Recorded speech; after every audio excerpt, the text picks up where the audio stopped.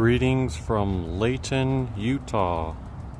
Today is Wednesday, July 6th, 2022. I think that's what the date is, right? Let me check my watch. Yep. It is about, well, it would be 4:40 p.m. Eastern Time, but 2:40 p.m. Eastern Time in the city of Layton. I just came from one of the front runner train stations. I spent the whole morning and so far part of the afternoon in downtown Salt Lake City and some of the nearby areas, riding a good old bicycle right here. I was filming a lot of the content. Besides running Dogs by Nature, I also have a hobby travel channel called Poco Traveler. So I pre-record a lot of the content when I'm riding my bicycle or exploring, and then I upload them. So yesterday, for example, I rode my bike in Ogden, Utah, and between the two videos that I did, it was like a total of about 4 hours worth of footage. Those ones hopefully will be ready and finished processing on YouTube later today. And then like this morning's Salt Lake one will probably be ready tomorrow or the day after. But I wanted to kind of do a mixture while I'm headed back, instead of riding the bike all the way back, because where I'm staying, it's an all uphill travel. Coming to the Layton station is all downhill in the morning, but going the other way is all uphill. So rather than exerting myself in riding, I figured, hey, I saw earlier while I was bike riding the news that the Cleveland Browns officially traded Baker Mayfield to the Carolina Panthers. So I thought to myself, why don't I do like a mixture, Browns live stream / Poco Traveler live stream, talking about the Browns while also walking throughout Layton. I don't know for sure if my phone is going to handle this, because it's about 92 degrees and this is the first time I've ever tried a live stream with this new phone in this hot weather. So we'll see how it goes.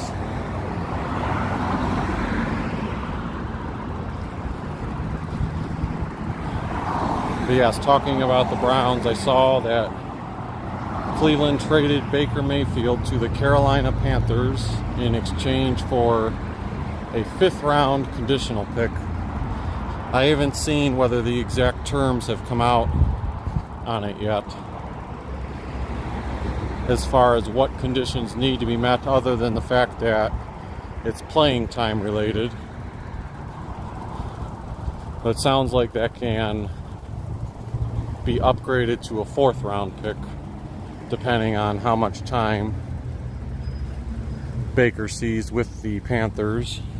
If I had to guess, it's probably number of starts or percentage of snaps on offense. Like maybe if he plays 60% of the snaps, for example, it'll upgrade to a 4th round pick. That's just me throwing out an example of what the condition could be. By the way, we're walking down Main Street here in Layton at the intersection of Gentile Street.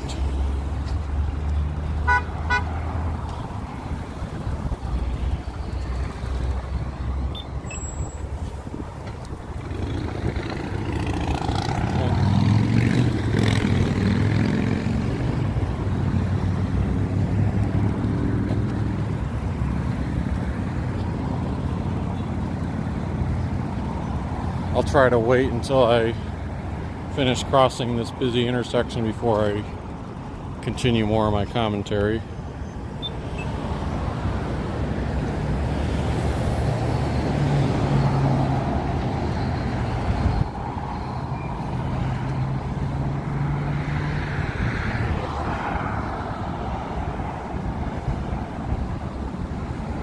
Well, I can talk a little bit until it changes. So yeah, that's the parameters of what the conditional pick will be. Now, it also sounds like Cleveland is sending back a 6th round pick in the year 2023, which means next year's draft. I'm not sure if there's any conditions related to that pick as well. Alright, we're about to change the intersection lights here. What is this gray car doing? It's a red light.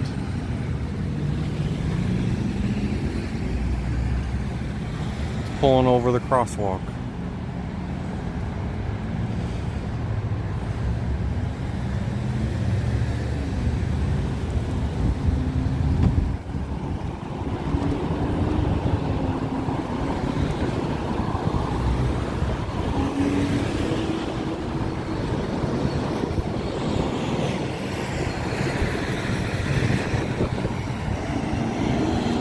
Alright, that should be the last major intersection we're crossing for a while.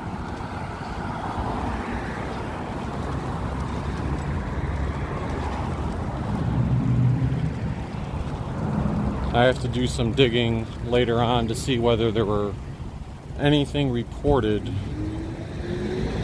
about the financial compensation of the Baker Mayfield trade, because that was one of the big early hang-ups with why no one wanted him, because they didn't want to absorb like that full, I don't know if it was $19-20 million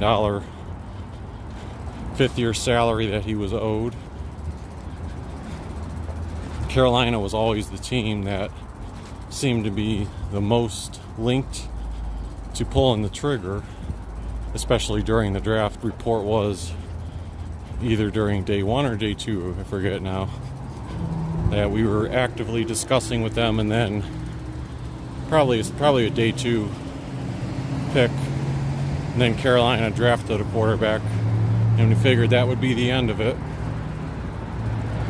Seattle was the other team kind of linked to them, but that one didn't end up happening. I know there was some criticism for, well, first off, I should say there should be probably quite a bit of controversy or criticism for general manager Andrew Berry in general. Yes, thank you for the thumbnail reaction. By the way, I am getting a message already saying my device is too hot.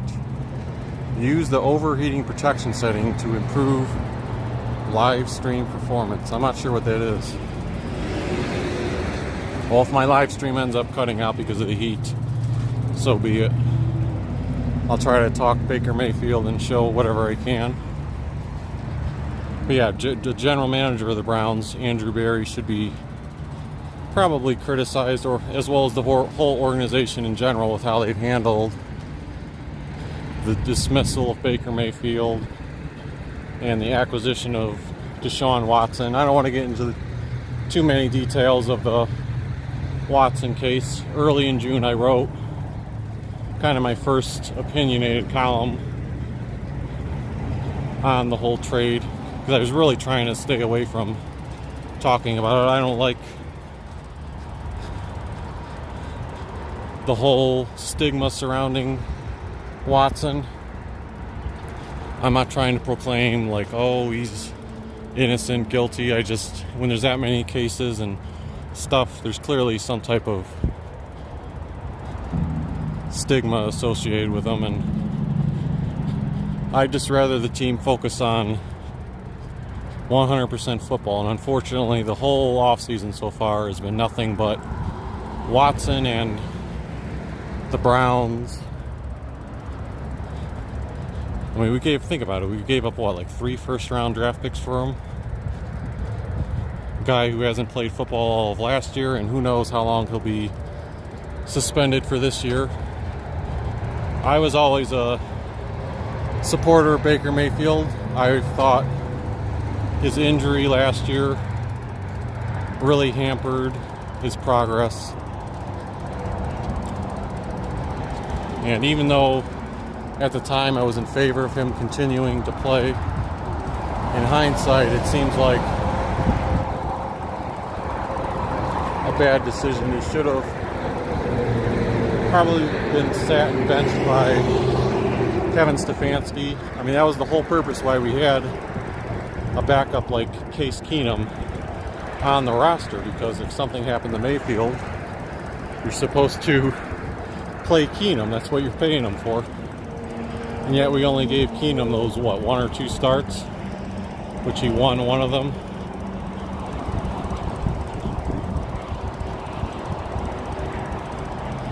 So yes, the whole situation was a mess last year, but I wish the Browns would have continued to stick with Mayfield. Now we're in this mess where who knows how many games Watson will be suspended for, and then we'll have to start Jacoby Brissett, who's a good quarterback, but it's just, you go from having a guy who you think is the future of your franchise in Baker Mayfield, and then you face some adversity last year, and then everything just gets spun into chaos again.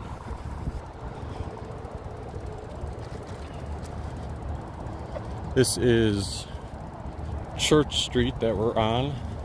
I'm trying to see which side of the street has some shade, but this time of day there's really not much of it.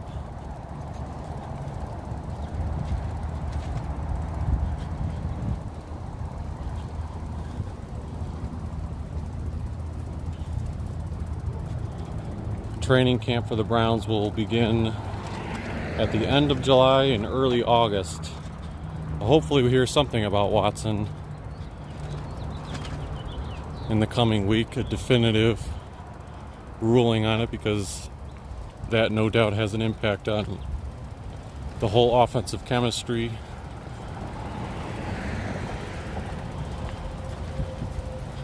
One other storyline in all of this is when the NFL schedule came out in, I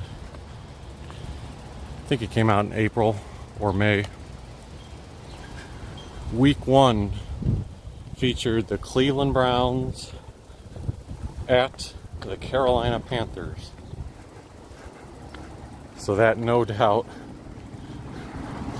becomes a marquee matchup, assuming that Mayfield becomes the starting quarterback for Carolina. Right away he gets to try to seek revenge, and everyone who's watched Mayfield for the past 4 years knows exactly the type of fire he has in him. So I don't think there should be any doubt in anyone's mind that, not that he isn't, I don't think he has stuff against the fans or the city, but he's going to want to stick it to the Browns in every way possible. Now on the flip side, you could, if you were disappointed in his performances, you could also say, hey, that's actually a good thing for Cleveland. If you feel like Myles Garrett can have a sack party and Jadeveon Clowney can wreak havoc on him too.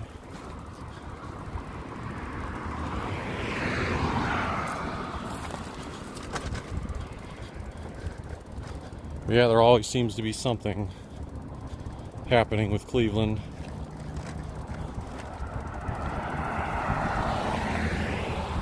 Never comes easy for the Browns. I mean, like, I felt like we came so close to reaching our optimism and glory moment 2 years ago when they made the playoffs, beat the Steelers in the first round, came oh so close to beating the Chiefs.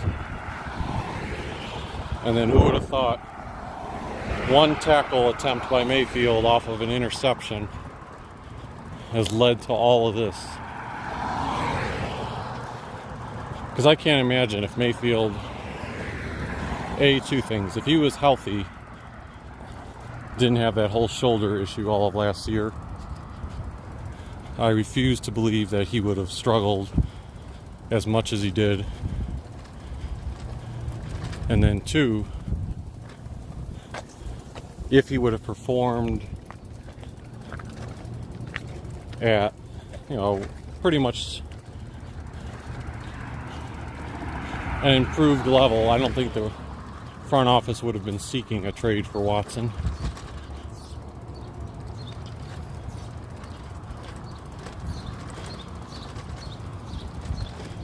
So as I stated in my column back at the beginning of June, yes, I will definitely still root for the Browns. I am still disappointed that we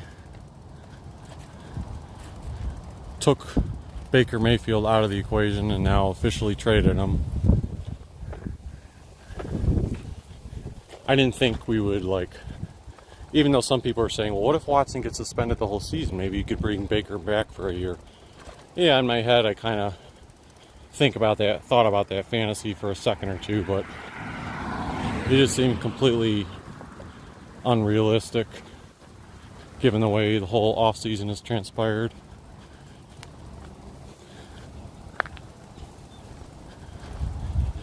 And then I still feel so passionless, though, about the quarterback situation. I feel like we run the ball with Chubb, I'll be excited. Whoever's catching the passes, Amari Cooper, the tight ends, Njoku, I'll be excited, but I don't know, this is the first time in my life where I just have zero excitement about the quarterback being Deshaun Watson. And it's not because I don't think he's a good quarterback.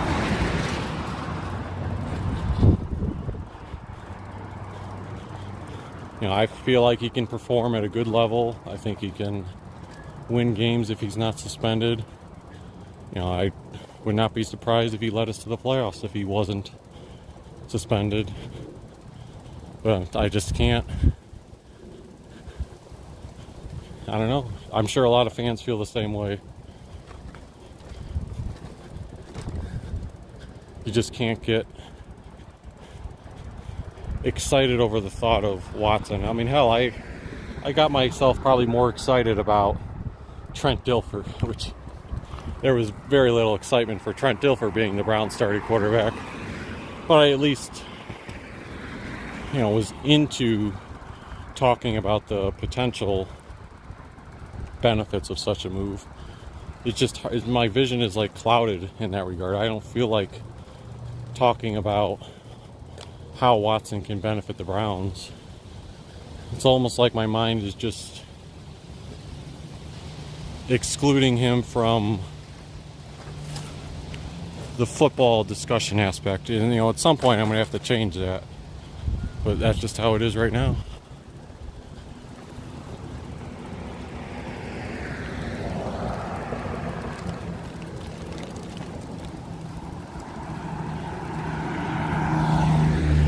Let's see. There was one other thing I wanted to mention about the Browns. I'm trying to remember what it was. Oh yeah. So speaking about the compensation that the Browns got for Mayfield.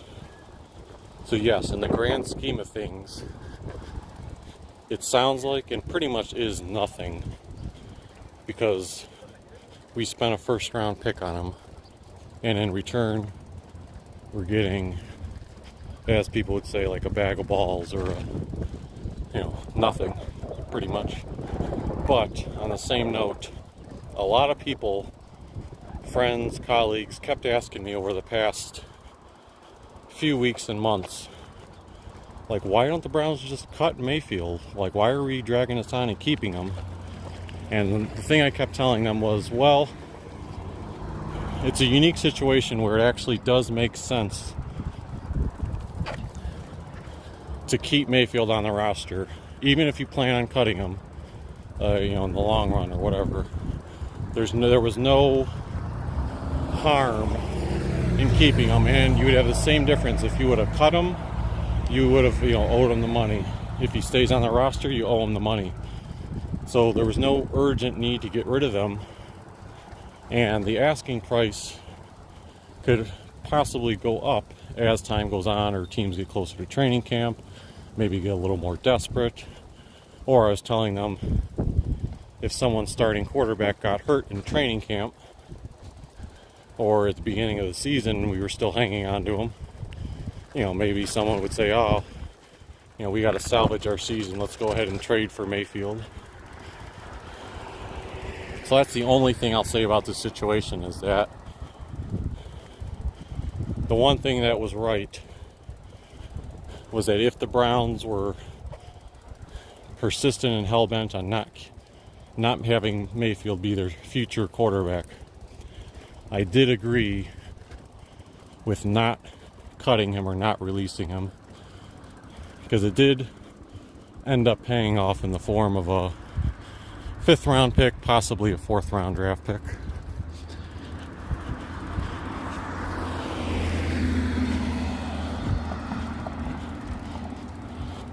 Yeah, that sums up my thoughts pretty good.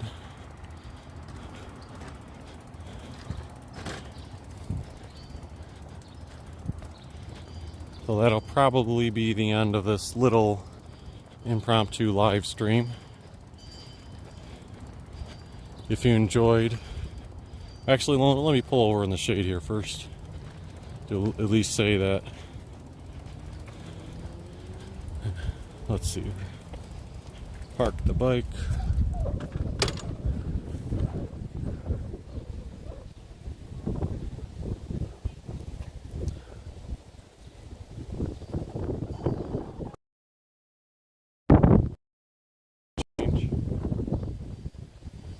The overheating may be preventing the camera from flipping. Oh, there we go. Yep, I'm still representing the Browns even though I'm not in Cleveland right now. I'll always wear the Browns hat and represent. But if you enjoyed this little live stream and dialogue about Baker Mayfield, the Browns, Deshaun Watson, this little rant about the trade and the move and what's to come, feel free to hit the like button. Give us a subscribe. Check out some of our other actual travel videos that we've had. We've had a lot in Cleveland, and some will be coming while I'm here in the Utah area. But yeah, feel free to let us know. Tell us comments down below, and we will see you next time.